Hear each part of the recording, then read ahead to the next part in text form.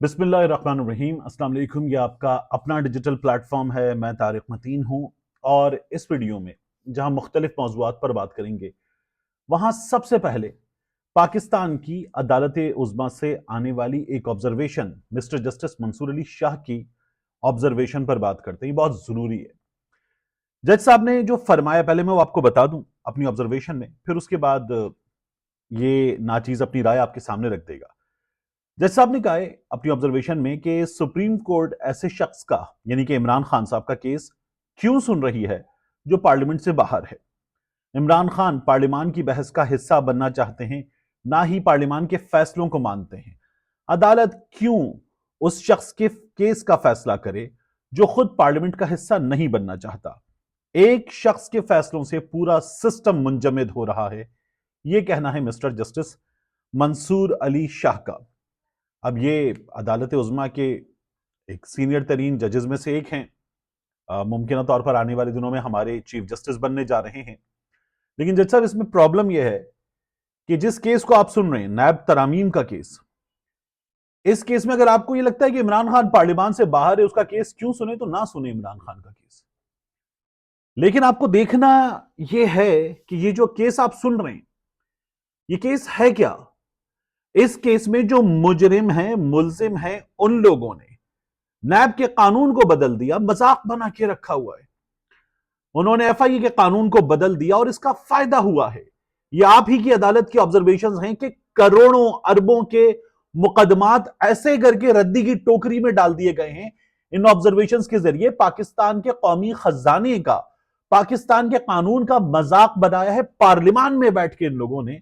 तो यह केस आपको इमरान खान के लिए नहीं सुनना, यह केस आपको रूल ऑफ लॉ के लिए सुनना है।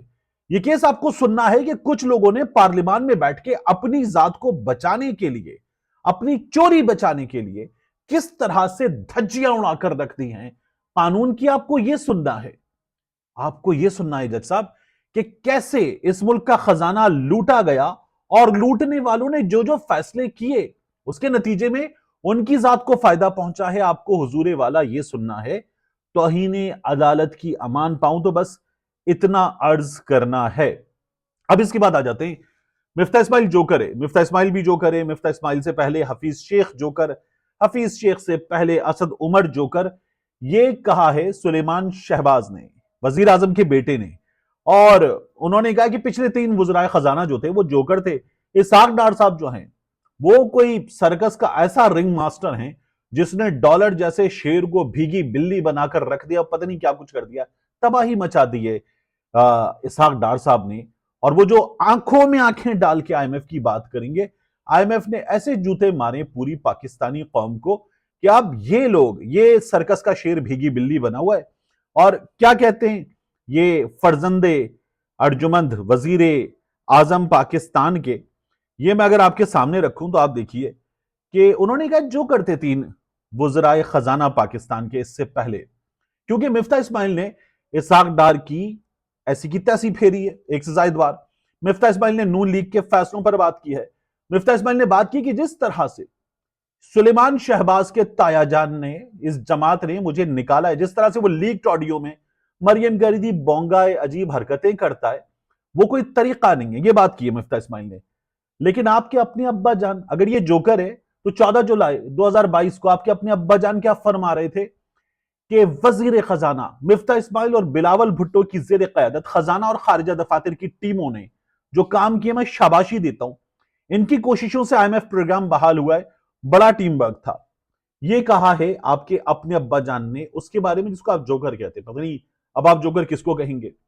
और इसके अलावा ये जो जोकर है, इसके बारे में आपके अपने पार्टी के ख्वाजा आसिफ साहब, उन्होंने कहा कि वजीर आजम की टीम में मिफ्ता सख्त मेहनती रुकन है और तमाम स्टेक होल्डर्स के लिए हर वक्त दस्तयाब रहते हैं। वो जो मरियम गरीदा के ट्वीट्स पे करती थी ना, मिफ्ता भाई जरा देखना, ताजिर एहतजाज करते थे, मिफ्ता भाई जरा देखना, ऐसा लगता था जमील देखो दरवाजे पर कौन आया। इस तरह की हरकतें आप लोगों ने की हैं एक डॉक्टर के साथ जो फाइनेंस में बाकायदा महारत रखता है, और आप लोगों ने एक मुंशी को लाकर बिठा दिया क्योंकि खानदान का था।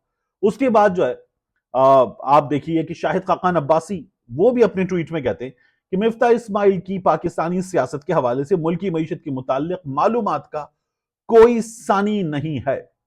अब ये आपकी अपनी जमात कह रही है, आप उस शख्स को जोकर कह रहे हैं। मतलब ये मफरूर रहे, और कब मफरूर हुए थे? जब इनकी अपनी हुकूमत थी तब मफरूर हुए थे ये भी, इसहाक डार भी। और अब आकर रिजीम चेंज ऑपरेशन में इस हुकूमत के कारनामों और इस हुकूमत के दोस्तों के कारनामों की वजह से वापसी मुमकिन हुई है इन लोगों की।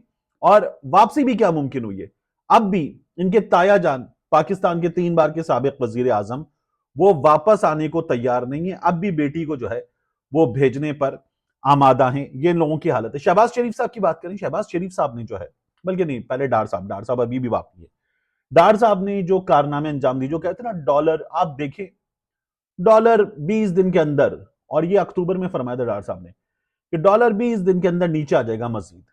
अब डॉलर आज फिर, आप डॉलर के शहबाज राणा साहब जैसे शानदार जो इकोनॉमी के रिपोर्टर हैं फाइनेंस के, वो ये बता रहे हैं कि डॉलर के इस वक्त 5 रेट हैं। आज भी जो स्टेट बैंक ने जारी किया है उसके मुताबिक इंटरबैंक में डॉलर मजीद 228 रुपए 34 पैसे से बढ़ के 228 रुपए 66 पैसे पर गया। लेकिन ये एक्चुअल पिक्चर नहीं है जोकर, ये एक्चुअल पिक्चर नहीं है।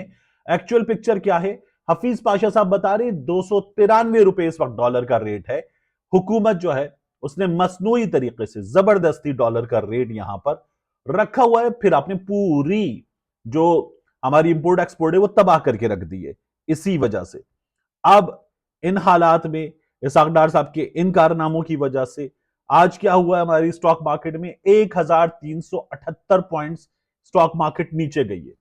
ये क्लोज हुई है जब 1378 पॉइंट्स, अरबों रुपया डूब गया है इसहाक डार की तबाही की वजह से।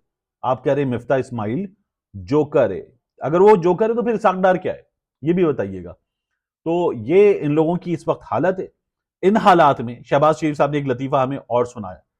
शहबाज शरीफ साहब जो हैं उनका फरमाना यह है कि ये जो हुकूमत है ये भारत से मसला कश्मीर समेत तमाम तनाज़ात पर बातचीत के लिए तैयार है, और इनको ये लगता है कि हम इस वक्त मुद्दत भी पूरी करेंगे जो कहीं से भी नजर नहीं आ रहा। और फिर इसके साथ शहबाज शरीफ साहब जो हैं वो भारत से ताल्लुकात के हवाले से फरमाते हैं कि हमारे साथ भारतीय क़यादत मिल बैठकर तमाम देरीना तनाज़ात हल करे, हथियारों की दौड़ की बजाय अपने वसाइल गुर्बत और बेरोजगारी के खात्मे के लिए खर्च कर सकें। बड़े सगीर में करोड़ों मुसलमान रिहाइश पजीर हैं। और फिर वो कहते हैं कि भारत 5 अगस्त 2019 का यकतरफा गैर कानूनी इकदाम वापस ले, जो बाजवा साहब कमाल दिखाने वाले थे, शाह महमूद कुरैशी ने इमरान खान को रोक दिया था। पाकिस्तान और भारत के दरमियान 3 जंगें हो चुकी हैं। इन जंगों के नताइज मजीद गुर्बत, बेरोजगारी और लाखों लोगों की जिंदगियों में अबतरी के तौर पर सामने आए। ये शहबाज शरीफ साहब का फरमाना है। इस वक्त जो हालात हैं, जो इन लोगों ने इकोनॉमी का हाल किया है, जो इन लोगों ने तबाही फेरी है, उस तबाही पे इन्हें लगता है कि भारत पाकिस्तान से बात करेगा। एक, भारत बात करने में जब पाकिस्तान से बात करेगा तो अपनी पोजीशन बराबरी पे रखेगा। इस वक्त जो है हमारे पॉलिसी साज, और सिर्फ हुकूमत नहीं, पॉलिसी साज, उनको यह बात समझनी चाहिए कि अगर आप ऐसे ही भारत से बार बार मुज़ाकरात के लिए गिड़गिड़ाएंगे तो आप इस वक्त मुआशी तौर पर कमजोर हैं, यह हुकूमत सियासी तौर पर कमजोर है। पाकिस्तान इस वक्त तो शदीद मफलूकुल हाल है। इन हालात में आप भारत के साथ मुज़ाकरात की मेज पर बैठेंगे तो क्या कर लेंगे आप? कौन सी शराइत मनवाएंगे? इस वक्त अगर शराइत मानी जाएंगी तो वो शराइत मानी जाएंगी नई दिल्ली की। नई दिल्ली की शराइत मानेंगे आप तो क्या कर लेंगे इस वक्त बैठकर? ये कोई तरीका ही नहीं है। आप पावर पोजीशन में होते हैं तब जाके आप बातचीत करते हैं ताकि आप अपनी टर्म्स डिक्टेट करवा सकें, वरना ओपोनेंट आपसे अपनी टर्म्स डिक्टेट करवाता है। तो ये इस वक्त लोगों की सिचुएशन है। देखिए, कराची जाते जाते मैं आपसे अर्ज करूं, मैंने पहले भी कहा था, मेरी पाकिस्तान तहरीक इंसाफ में, जमात इस्लामी में कुछ लोगों से मुसलसल बात हो रही है, तो मैं दोनों का जो माइंड है उसको रीड करने की कोशिश कर रहा हूं, खबर निकालने की कोशिश कर रहा हूं। तो कराची में 1 सीट और बढ़ गई है जमात इस्लामी की, और जमात इस्लामी 87 पर आ गई है। पीपल्स पार्टी जो 93 पर थी वो 92 पर आ गई है। अब मजीद कुछ चीजें हैं जिनको हाफिज साहब चैलेंज कर रहे हैं, और जमात इस्लामी होपफुल है कि वो 98 और 100 के आसपास आ जाएगी। तब भी वो नंबर जिसके जरिए वो मेयर कराची की सीट जीत सके नहीं पूरा होता, तो फिर पीटीआई को क्या करना चाहिए? पीटीआई के पास ऑप्शन ये है कि वो बनाने दे जमात को और पीपल्स पार्टी को मेयरशिप, और हाफिज नईम साहब बने या जियाला बने, देख लें क्या करते हैं। दूसरा ऑप्शन यह है कि पीपल्स पार्टी को रोकें। मैंने लोगों से भी बात की, बहुत बड़ी तादाद में लोगों से बात की, और उनका यह कहना है कि इस वक्त हाफिज नईम साहब को सपोर्ट करना चाहिए, पाकिस्तान तहरीक इंसाफ को, जो मैंने भी आपको अपनी राय दी थी, और वो मेयर बन जाए, ये बेहतर है। पाकिस्तान तहरीक इंसाफ अपनी अंदरूनी खामियों पर भी काम करे, और पाकिस्तान तहरीक इंसाफ के पास जितने सबूत हैं उन सबूतों के जरिए जहां जहां उनका दावा है कि उनका हक छीना गया है, उस हक को वापस हासिल करे।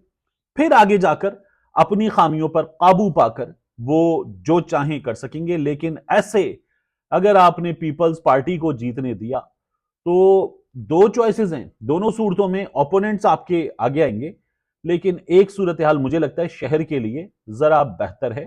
ये बेहतर फैसला करें, हाफिज साहब को आप इसलिए सपोर्ट करें कि आपको पीपल्स पार्टी को रोकना है, उसके बाद हाफिज साहब से कहेंगे डिलीवर करें और जो आपके वादे थे उन पर अमल करके दिखाएं। मिलते हैं इंशाल्लाह आपसे अगली वीडियो में।